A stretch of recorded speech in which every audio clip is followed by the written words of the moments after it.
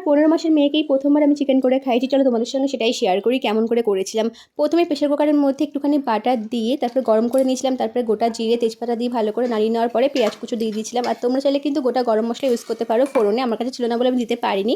তারপরে আদা রসুন একটুখানি ছেঁচে নিয়েছিলাম, সেটাকে ভালো করে দিয়ে নাড়িয়ে নেওয়ার পরে কিন্তু হলুদ গুঁড়ো নুন দিয়েছিলাম। আর হ্যাঁ, নুনটা কিন্তু কম দেবে যেহেতু একদম ছোট্ট বাচ্চা খাবে, তো যার জন্য।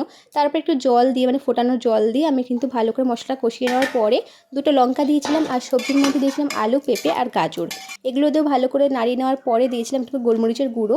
আর হ্যাঁ, লঙ্কাটাকে কিন্তু চিড়ে দিইনি, গোটা দিয়েছিলাম। তারপরে মাংসটাকে দিয়ে দেওয়ার পরে একটুখানি ভালো করে সমস্ত কিছু মানে মিশিয়ে নেওয়ার পরে দিয়েছিলাম জল।